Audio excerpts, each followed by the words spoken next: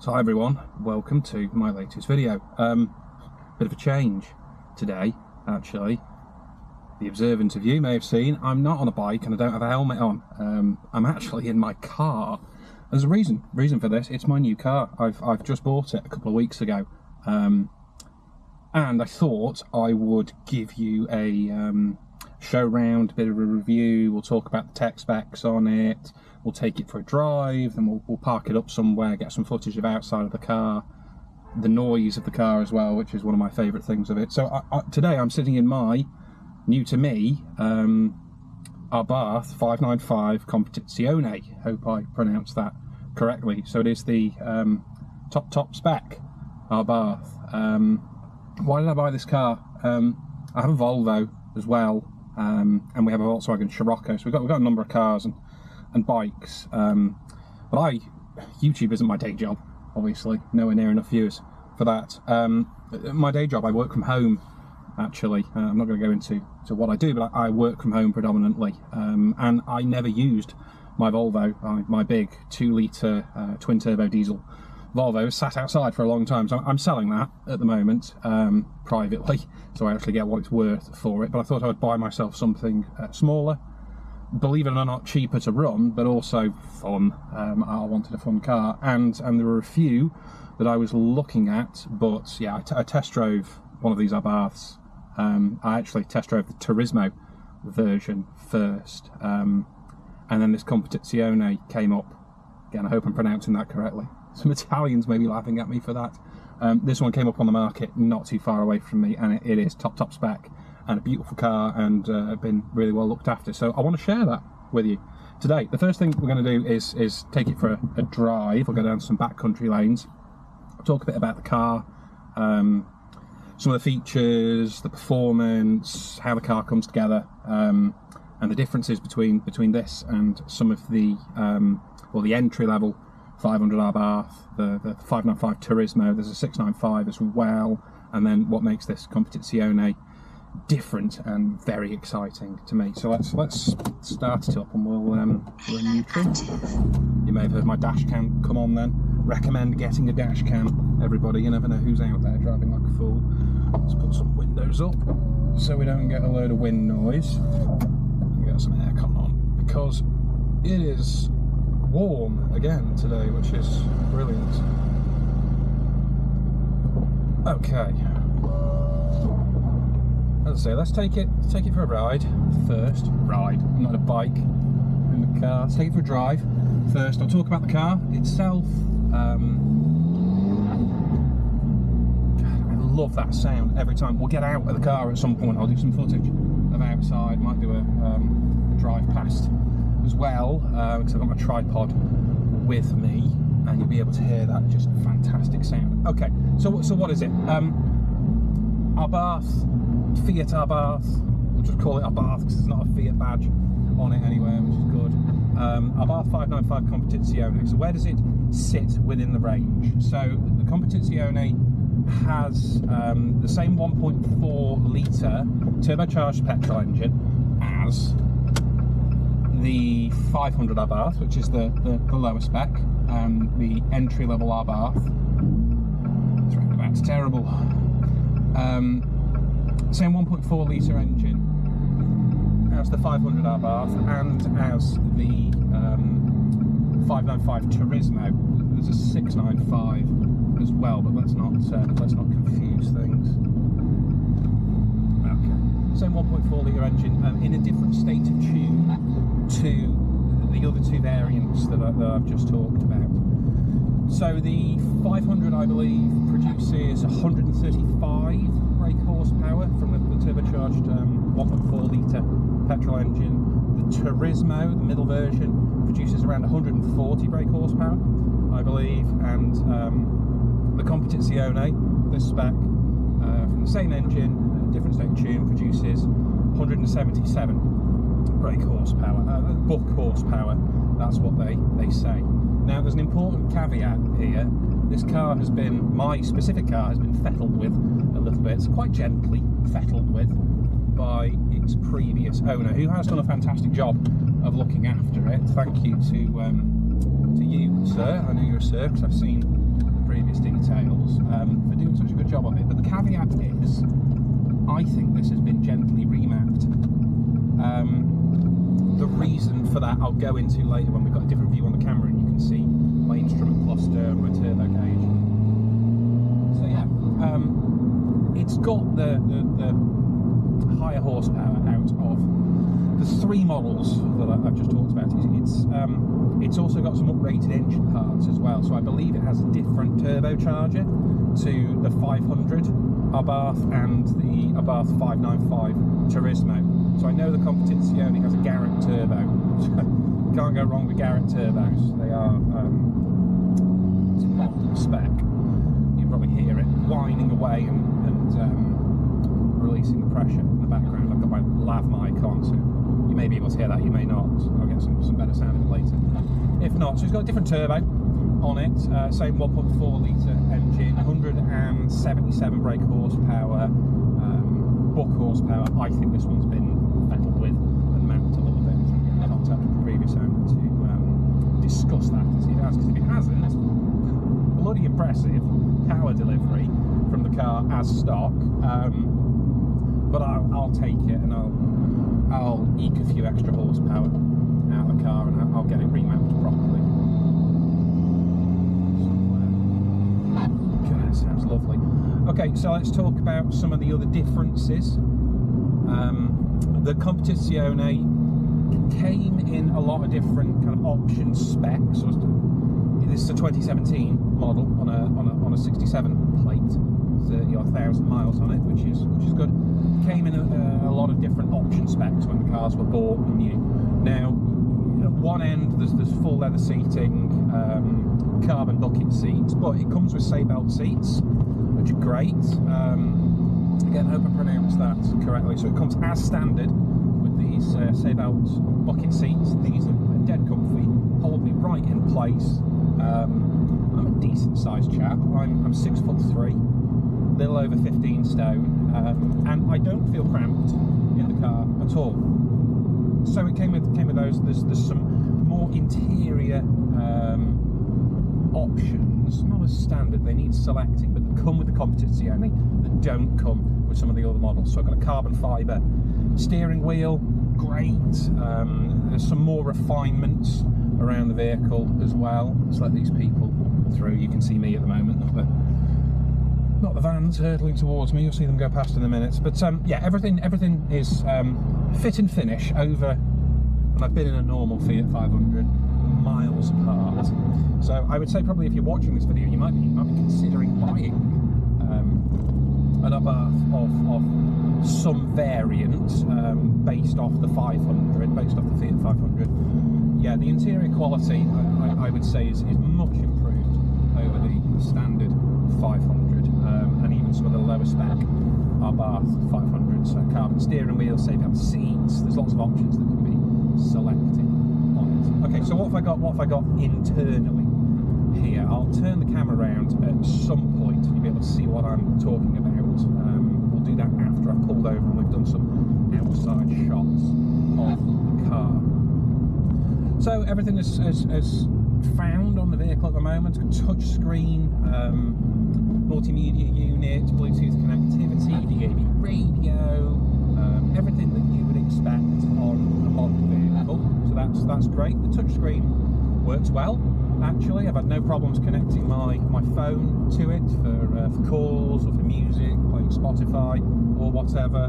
There's a multimedia input, USB input down here as well, and an AUX cable, which is fantastic. One big dial, one big display in front of me, 2 different modes that can operate in, and I'll talk about that at some point. But it's got everything that you'd expect on there. A few different quirky options you can go through. So I've got a G meter up at the moment. What I'd be looking at my G meter while I'm going around corners, I've got absolutely no idea, but it makes me feel like a little bit of a racing driver, so you can't complain at that. Size of the vehicle, you know what, it doesn't feel that small. It really doesn't feel that small to drive, which was a real shock to me. You know, I loved these cars. I love small, quirky, powerful cars. I had that kind of vehicle when I was in my youth. Hopefully I'm still kind of semi in my youth at the moment, but I had those kind of small powerful vehicles when I was younger, and this just takes me back completely to those days. So yeah, it doesn't feel that small at all. As I say, I'm 6'3". I've got loads of headroom here. I rise a bit above the headrest of the seat, but I've got no problem with that at all. I feel supported and comfortable. The only thing I would say is the height of the seat is not adjustable, which I find a little bit strange, and it was a little bit jarring when I first started driving the car. I felt like I was sitting in a van, quite high up actually, even though it's a smaller car. But I've got used to that seating position now, and yeah, the pedals are exactly where I need them to be. The steering wheel is exactly where I need it to be when I'm driving. I don't feel like I'm stretching or I'm uncomfortable, so I'm happy with that. My girlfriend is 5'9", something like that. She's perfectly comfortable driving it as well. So you've got a good range of ergonomic options in this car. Actually driving the vehicle size-wise, as I said, it doesn't feel as small of a car as it is. It is one of the smaller vehicles on the road. It looks bigger and more aggressive than the normal 500. It probably does feel like a little tin box to be driving. Apologies for 500 drivers out there. Probably does feel like a bit of a little tin box to drive, but this feels really sturdy, really stable. Feels like a bigger, more capable car than it actually is. This car is very capable, don't get me wrong, but yeah, it's a deceptive drive, I would say. Okay, so 5-speed manual I've got. It does come in automatic, I believe, as well. Why you want this in automatic, I've got absolutely no clue at all. For a car like this, you need to be driving a manual, in my opinion. This is all my opinion. Please don't victimise me. Okay. So yeah, 5-speed manual. Fly-by-wire throttle. Brakes feel great. Brakes are Brembo calipers up front. Vented discs. I'll show you all of this later.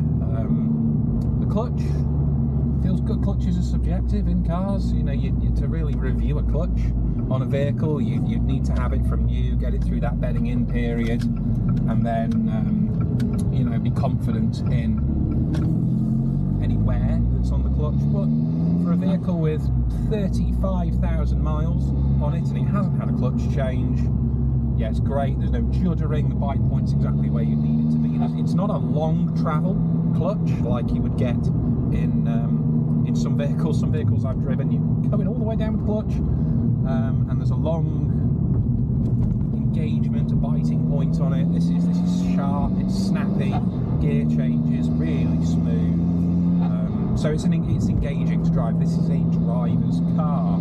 After all, you're going to be wanting to buy one of these if you want to feel engaged in driving, and I absolutely do in this vehicle. So let's talk about, we've talked about the power. Let's talk about the different modes that are on the car. So there's 2 driving modes. There is standard mode and there is sport mode. I'm in sport mode at the moment, but let's press the little sport button and turn it back into standard mode. Now in standard mode, the heads-up display changes. You get more things around fuel economy, the speed becomes bigger, you get date and time and all of that, and a prompt for when to shift gear to improve your miles per gallon. So great, that changes. But what actually changes in the vehicle itself? The steering becomes a lot lighter, so I can do this now. Steering is really light. The power assist steering really kicks in, and you can put more travel into the lock than you would in the other mode, which I'm going to tell you about in a minute. It does feel, especially on country roads, a bit too responsive for me. I would say that the non-sport mode, standard mode if you will, is going to be more for town and city driving. I use it to parallel park because I can rack the steering wheel round. So let's do the exciting thing now. Press the sport button. everything changes. Everything changes. It's like the car tingles. The car responds. You know, I've been in cars before with the sport button, and maybe it just gives you a few more horsepower. But I was doing about 3,000 RPM in standard mode there in third gear, and I pressed that sport button, and the whole car went ooh, and you felt the chassis move underneath you. You felt the car twitch, and everything stiffen up a little bit. Let's come over this bridge. Thank you very much. Yeah, everything kind of livens up, and the car really responds to you pressing that button. So what does that do when you press the sport button? It changes the exhaust. It's a valved exhaust. It changes where the valve in the exhaust opens, and you get that full power. We'll talk about the exhaust later, because it is one of my favourite things in this car. It sharpens the steering and stiffens the steering up, so you really feel like you've got power assist steering instead of full power steering with no feel. You get some real feel in the steering when you press that sports button. We'll talk about everything to do with that again in a few minutes. I'm going to waffle on about this car for ages. I'm going to give you every bit of information you could possibly want. All good, because I love it. It changes the turbo response to the throttle as well. So in standard mode, turbo will come in, but it's not as aggressive. In sports mode, the turbo is just on song immediately. If you're in the right gear, that turbo starts spooling up, and it just gives you heaps of power throughout the rev range. I would say about 3,000 RPM is where it really comes in. I'm just going to go onto the wrong side of the road and get around the pothole there. Don't do that, kids. Don't drive, kids. If you're a child, don't drive a car. Don't do that, adults, going onto the wrong side of the road if it's not safe. Okay, so yeah, pressing that sport button, the whole car shimmies underneath you and becomes like really eager to respond to everything that you're doing. So yeah, brilliant, really good response from it.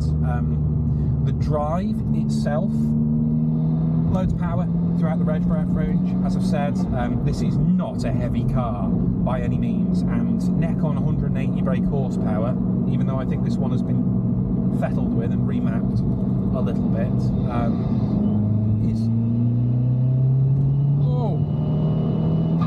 it's just lovely. That turbo comes in, pops all the way up to nearly 2 bar of pressure, and the torque is brilliant. The power delivery is absolutely brilliant. The car in sports mode just feels eager. Handling, so we'll start with ride quality. Ride quality is, as you would expect in this kind of vehicle that's geared towards a sporty, performance-based drive. You know, if you go over a pothole, it might shatter your pelvis a little bit. It's not a soft, wallowy ride, but what it is fantastic in corners. Going into corners, the car is almost on rails going around corners. If you're in the right gear, you're not lifting off, you're driving the car through a corner, it is flat, absolutely flat.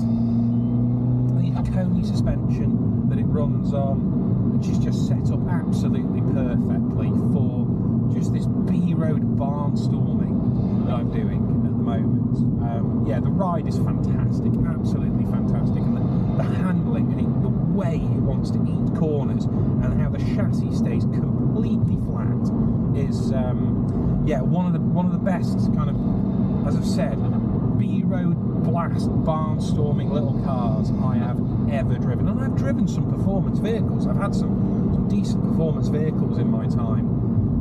But the fact that this car is so light and the centre of gravity is obviously so low down, and it's got such a sorted little chassis and such sorted Coney, I believe it's Coney, suspension, sublime, absolutely sublime. It drives like an absolute dream. Okay, we're going to go back to that little car park that I was in before. We'll get out of the car and do a little bit of a walk around. I'll show you what it looks like. I love the look of this vehicle. I wish I could put it next to a normal 500 and just show you the difference. We'll do some different shots of the vehicle as well. So as I say, I'll show you around everywhere, and I might change the camera, put it behind me. We'll do a bit of a POV drive as well, and if I've got the right mount with me, which I think I have in my little bag of tricks for my Insta360, we'll get a shot of the exhaust as we're driving as well. Actually, we'll talk about the exhaust just before I go and pull up, and we have a look around the outside of the vehicle. If you've seen one of these cars and you're looking at one of these cars, then you know what it sounds like. But I'll tell you now, this is my favourite sounding car that I've ever had. The Competizione comes with the Record Monza exhaust system. It's a 4-pipe exhaust system, so it's a pipe it's an exit per cylinder on the exhaust, and it sounds fantastic stock, absolutely fantastic. A cold start in this car is one of the best sounds I've heard of out of a smaller car, out of any normal car, I would say. You know, you're looking at serious sports performance vehicles before you even start to get a sound like this. Abarth have done a fantastic job of that exhaust. The engine note's brilliant. The sound out of that Record Monza exhaust is fantastic as well. The other models, so the 595 and the 595 Turismo, the standard 500 Abarth, they sound good, but this Record Monza exhaust system is in another league. I know I'm in the best sounding car in any line of traffic driving through any town, unless someone comes past in, you know, something really special. This car turns heads the way it sounds, and it doesn't turn heads in a bad way. You know, if someone's driving a little chav box, you know, Corsa with a big bore exhaust on it like that turns heads, doesn't it? But then they look at the car and go, come on, mate. But you can see people smile as you drive past, and I really like that. I think that's really fun, and it is a really fun little car. But yeah, that Record Monza exhaust system crackles on the overrun. If you let the revs wind down, it's valved, so you get a roar at the start. It was a little bit quieter, and then you give it the push, and yeah, you get that full experience from it. There's some potholes around here. You don't want to go through potholes in this car. So let's go back around here to my little spot, which you may recognise from some of my bike videos. But there's never anyone here on a Sunday, which is good. There might be one person, I think, working in there, but we'll keep it nice and quiet, I think. So yeah, that Record Monza exhaust system is top notch. Best sounding car I've had, and I would rate it as one of the better sounding cars on the road right now as standard. I'm reversing at the moment, as you might be able to see, and before I turn the camera off, I just want to give you a little bit of advice, because I forgot to do it then. Sometimes it can be a little bit jerky putting it in reverse. Put it in second and then in reverse, it'll line the synchro mesh up for you. Okay, so let's reverse down here a little bit. I will turn the camera off, and then we'll go outside and have a little look round at everything. See you shortly. Okay everyone, so this is the outside of the car. I got it in red. It's just a lovely colour, I think, with Italian cars it has to be red, doesn't it? So let me pick the camera up and I'll give you a look around everywhere. Hopefully this will be stable for you. Okay, so from the front, it's got the Abarth lettering down at the bottom. Believe that's aftermarket, but I think it looks really good actually. Abarth badging on the front. You can see the flared wheel arches as well. Competizione sun strip on the top. I don't know if I'm going to keep that or not. Something done by the previous owner. There's the side view. It's such a sporty little car. Alloys are different, I would say, to ones that I've seen. I don't know if these came with the vehicle as an option or if they were aftermarket, but possibly. I really like the look of them, especially in the matte black. I've got it running on Michelin's at the moment, Michelin Pilot Sport. I would recommend these tyres absolutely for a little car like this. You can see it's got the vented discs and the Brembos on the front as well. Abarth 595 badging on the sides and the Abarth decal. tinted windows. Going around the back, you can see the Competizione badging on it as well. It's got the little aftermarket Scorpion decals. I quite like those. I might change them to the same colour as this. I'm sure I can order them from eBay or another online auction website. That's the Record Monza exhaust system, so 4 pipes on the back, as I said. I'll leave the camera here in a minute and we'll go and start it up. Just go around the other side. Yeah, brilliant looking little vehicle. Okay, so what we'll do is I will leave the camera back here. So hopefully we'll give you a good view of everything. We'll just lower it a little bit and I'll go in and start the car up, and you can hear what this sounds like.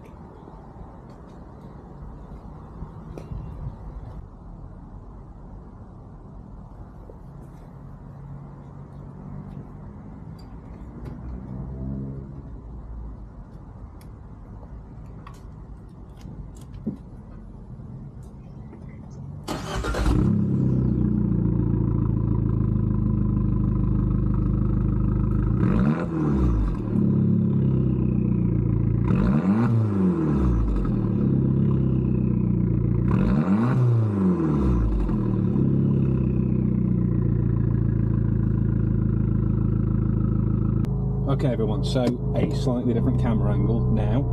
POV, you're driving a 595 Competizione Abarth. Let's take it down some back roads. Let's put the windows up so you don't get too much wind noise. Let's take it down some back roads and I'll show you what this thing's like. Okay. So how good's that Record Monza exhaust system? I've just watched the preview on my phone actually of the sound to make sure I captured it, and it's better than I remember. You know, not often you get to hear the tailpipes of your own car, because normally you're driving it. When I bought this, I got the guy at the dealership to rev it for me, so I could stand outside and savour that brilliant Italian sound. These little scooters. What is that? Answers on a postcard, please. What was that went past? Yes, it was a scooter, I know, but like nothing I've seen before. And I ride motorbikes, as you know. That's the norm on my channel. We will be going back to that at some point. I don't know why I film at that little industrial estate, because this roundabout is shocking. I can never get out of here. So apologies for this. Keeping you waiting. Oh, here we go. Let's go. Yeah, how good was that Record Monza exhaust sound? It sounds even better when you're doing a fly past outside the car. So I might set the tripod up on one of these back roads and do a bit of a fly past in a minute, I think. So yeah, now that you can see everything that I can see, let me talk you through it all. Main instrument cluster in front of me. You might not be able to see it if I start changing things from standard to sport. I'm in sport mode at the moment. I've got the G meter up because I think it looks cool and it makes me feel like a fighter jet pilot. So why the hell not? I'd rather look at that than fuel economy. Buy this car for fuel economy. Central media unit. Yeah, it does what it says on the tin, same as everything else. Turbo gauge. Turbo gauge and turbo car. As I say, in sport mode, this comes on song a lot quicker. You get a little sports symbol that comes up. I believe some of the Abarth based off the Fiat 500 doesn't even turn on. Not that the turbo doesn't turn on, the gauge doesn't turn on unless you're in sport mode. In this comp version, it does. Teslas everywhere. Fast, but don't make a good sound. Okay. Oh, I don't want a brown Vauxhall in front of me. I'm going to try and do that. That sound. Is he trying to race me? I don't race, I drive the speed limit. Okay, so I'm in sports mode, the steering has firmed itself up, the throttle's really, really responsive. You can probably hear the blow-off valve that is attached to this vehicle. Worth talking about the engine mods that I know are on this vehicle. So it's got a full forge induction kit on it. What that does, aside from the ramped up airflow, obviously, is it relocates the air intake to under where the windscreen wipers are. So actually it's acting a little bit like a ram air, but it's taking clean air instead of the air that would be from in the engine bay already, which is what the standard flat panel does. So it's got that on there. This does have a waste recirc system on it. That's been removed, and a dump valve has been put in its place. So this has got a dump blow off valve for the turbo on it, and it's juvenile, but listen to it. It does sound good. I know that's juvenile to have so if you've got a dump valve, I find it juvenile, but I find it incredibly fun, and I will own being juvenile with my dump valve enabled turbo. Oh, as if that just happened. Hello, everyone. Hope you can still see me. I'm not going to re-record that bit, but what happened is my camera fell off. I'm now holding it with my hand. It landed just by my gear stick, so I'll need to pull over somewhere and reposition where this is. So I'm going to stop recording for a second. We can put this one in the bloopers reel, but I'm not re-recording what I've just done. I think it's valuable what I've said, and you might get a laugh out of it because I've just dropped it. Anyway, I'm going to turn this off and pull over and reposition. Okay, so repositioning has been completed. I've put it back on my mount on my dashboard. I was trying to be clever and had a clip on the back of the headrest on the passenger side to do this POV view, but I'll have to come up with a better solution for that. This YouTubing thing is, for me anyway, quite easy to talk. I talk in my job. That's part of my day job is talking to people and talking to audiences of people. So that for me is second nature. However, God, cameras and sound, honestly, endless problems. Who would work with me? Anyway, I put it back on my mount on my dashboard, so hopefully things won't fall off again. Where was I? Yeah, turbo valve, dump valve, endlessly fun. Whether it affects the power or not, I'm not quite sure. So I was going to give you a bit of a blast down these B roads. You saw me do it for a little bit. I would encourage you to go and test drive one of these cars. It's an experience. It's totally different to anything I've driven before. Absolutely love it. So we'll change what I was going to talk about slightly. Something worth mentioning on these vehicles is a bit of the Abarth madness that's there. Some of the lunacy that is on the wrong side of the bloody road that is built into these cars. So don't expect it to be the most convenient vehicle ever. The boot is small enough big enough for a couple of bags of shopping. You're not going to be doing a trip to B&Q in it. There are a few interior features that raise a couple of questions. I don't have fat hands, but I can't adjust the backrest of my seat, the angle of my seat, whilst the door is closed. You just can't get your hand down there. So if you want to adjust your mojo in the seat, yeah, you need to pull over and open the door. I know, that's just a bit of Abarth madness for you. Makes up for it in a lot of other ways with this car. And it's also worth mentioning the security of the vehicle. It doesn't have an alarm as standard. Fantastic. I don't think it has an immobiliser, and I'm not going to talk about the specifics of it in this video because I don't want any criminally inclined little tow rags who might go nicking cars to know how to do it. But there's a reasonably well-known method of starting this vehicle that makes it insecure, let's say. So there are a few things you would want to invest in if you are going to buy one of these vehicles. Get yourself a decent steering lock as a visual deterrent and a physical deterrent. I recommend a disc lock. Have a look online, you can find them. They're about 100 and something odd quid. A disc lock. It's a full steering wheel lock. You'd need size small for this if you want to actually go and buy one. I would completely recommend getting a disc lock and get yourself a steering wheel cover so you don't scratch up your steering wheel as well. Trackers are easy to get these days. Put yourself a tracker on the vehicle that can either be hardwired into the battery, or you can have a battery powered tracker. I'm not going to tell you what's on what vehicle. I have both on my vehicles. There's pros and cons to them. The hardwired ones you never have to charge up, but the battery powered ones, I go about 90 days out of putting a charge on one of those, and then I just plug it into a USB, charge it up while I'm working in the day or something like that. So get yourself a tracker. I've seen people put kill switches on these as well, so that's a hidden switch within the vehicle that either taps into the fuel pump and disables the fuel pump, or will disable the battery.